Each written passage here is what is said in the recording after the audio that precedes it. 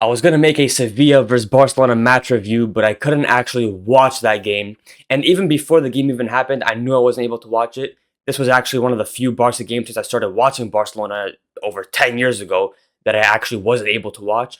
And to be honest, I didn't even care. I knew before the game that it was going to be a diabolical performance and that Barca would either draw or lose the game. And that's exactly what happened. And it wasn't just draw or lose, it was a hyper scrape by Sevilla on Barcelona. And since the international break now, it's football is boring currently. Instead of just doing a match review about the game, I'm going to talk about why and what is going on with Barcelona currently. Because I talked about it at the start of the season, performance wise, it wasn't looking good. People were saying, oh, wait, they're still winning the games. They're going to pick up form. And because they beat Valencia 6-0 and Getafe 3-0 with some decent performances, everyone's doing backflips. Everyone's acting like Barcelona's here and they're going to win the UCL this season. But no, it's not it's anything but the case. So let's see. Let's start with the Sevilla game. So I only watched highlights for this game, and even from the highlights, it was diabolical. So imagine how the game actually looked. Now, if you go to the stats, oh, they say Barca had more possession, the 5-5 big chances, the XG is close, but that was anything but the case in the game. Sevilla, whether they had 20% possession or whether they had 50% possession or 70, Sevilla was cutting through Barcelona like butter. Like it was unbelievable how easy it was for them to get in behind, to get through, and to get shots off on Chesney, who saved Barcelona a lot of goals being conceded, but also, I mean, could have saved one or two more regarding the goals. Overall, the player performances were shocking. I mean, Lewandowski was absolutely horrendous. Koundé was horrendous. And somebody like Ferran was horrendous. Araujo, De Jong was horrendous. The rest of them were like whatever, but overall, just a shocking performance. And on Wednesday, sorry, we talked about that PSG versus Barca game and how bad that Barca performance was for at least 60 minutes of the game, and how that was Barca's worst performance under Flick since he became manager. We fast forward to Sunday, and they one game later they break that record. This now is the worst performance by Barcelona under Flick, and it's actually shocking the way they have been playing.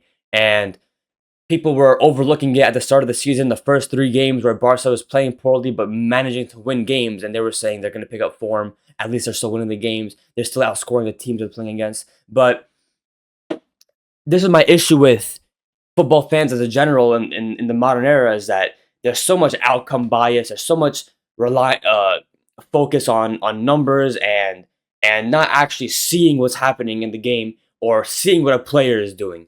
Because they say, for example, if we go to the Barca games this season, let's start with Mallorca game.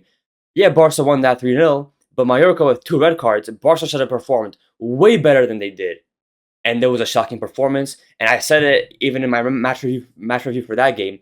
But people were saying, "Oh, don't worry, it's the first game of the season. They still won 3-0, and they're gonna be back soon." I will never, in my life, I will never have my opinion on a football team, on a game, on a player be formed by numbers. I will never look at numbers or outcomes and have my opinion be formed by that. My opinion is always formed by seeing what actually happened in the game, whether it has to do with how a match panned out, whether it has to do with how a team performed, or how good a player is across his career, or just in a game. I will never allow numbers or outcomes to determine that opinion for me. It's always seeing what happens. So I'm not sure why people and Barca fans were looking at those Barca performances at the start of the season and saying, "Wow, they're looking good outcome wise, but they're gonna be there soon with the performances." And yeah, there was a few good performances since the start of the season. But if we start going on it game by game on the list, 3-0 versus Mallorca away, first game of the season, two reds for Mallorca. It wasn't a good performance. 3-2 against Levante away. It was actually a horrible performance, and I'm sick of this Barcelona go down one or two goals and then make a comeback in virtually every game. I'm over that. I want to see Barca go into a game, control it, and win 3-0, win 4-0, win 5-0, and just have control of the game, not to make a comeback, just go into the game and make it theirs. So 3-2 against Levante away, horrible performance, needed to be a comeback, and Levante was also cutting through them like butter. Next, we go to Rayo Vallecano versus Barcelona. Away, 1-1 draw. First drop points of the season for Barcelona. It was always going to happen with how the first two games went, and it was diabolical from Barcelona performance. Yes, Rayo away is a shocking stadium to play at. Yes, Rayo is actually a good team in terms of, how they play, but the performance from Barcelona is shocking. And you can say Rayo is good, but with Barcelona, who Barca are, with their standards, Barca should be destroying Rayo. But it's not the case, and it was a joke performance and 1-1. Barca versus Valencia home 6-0. Yeah, they won 6-0. Yeah, it was a good performance, but Valencia were actually shocking that game. I don't even think they got out of the half of their own half more than twice. So that was shocking. Barca versus Newcastle away. A decent performance overall. I personally, even though people were gassing it up, thought it could have been pretty, a bit better, maybe even much better. But they got the win and the 3 points, so that's whatever. They beat Getafe at home 3-0. Everyone was expecting Getafe to play haram ball, park the bus. It wasn't the case. They actually opted for a more attacking style, and Barca beat them through that. A pretty good performance, but it was nothing crazy. At this point of the season, last season, Barca was winning games 5-0, 6-0, 7-0 with ease. So it's nowhere near the level of what it was last season and what it was at peak Flick Barcelona. So nothing special. I mean, this so far this season, Oviedo away. I think it was Oviedo that scored first. Yeah, so Barca were forced to make a comeback in that game, and overall, it wasn't that good of a performance. Obviously, that's the case since Araujo was Barca's best performer. Sociedad 2-1 at home. Barcelona wins, and it wasn't a good performance. Barca needed to have someone like Christensen have a very good game. Pedri had a very good game, and it just wasn't a good performance from Barcelona, so they managed to scrape the 3 points from that. And then we go into a horrible week where dominated by PSG at home and lost, and then absolutely destroyed by Sevilla away. And like I said, I've been talking about this for a very long time since the season started. The performances have just not been there.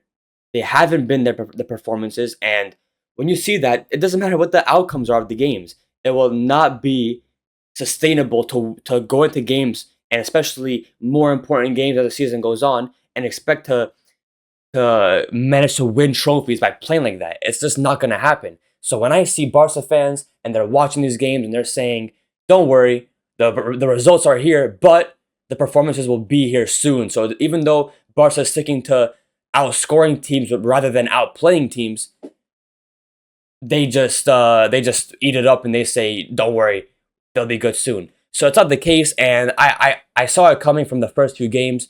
And obviously, the team now has the international break to go to. I personally am going to make a video regarding international breaks, regarding the way football is heading currently. I'm making another video about that either tomorrow or after tomorrow, because I'm not liking the way it's going. And like I said, it's international break. So yeah, international break. The players have off. Let's see if Barca can come back. Let's see if they can take a breather. Let's see if Flick can take these 2 weeks and gather everything and I guess make decisions, because I didn't talk about what's going on right now currently tactically, but Flick has also been a big blame alongside the players of what's happening currently. I think he's being way too stingy regarding his play style. But yeah, let's see how it looks, and if necessary, I will make a video about the issue of Barcelona on a actual football standpoint, regarding the tactics of Flick, regarding the game management, and what the actual issues are at that level. But yeah, today's video is about this. Barcelona have been absolutely destroyed recently, so it's not only is it a shame, but it's just not fun to watch at all. I watched that PSG game, and I was actually like, wow, I was like actually disgusted at what I was seeing, because I do not support Barcelona for games like that.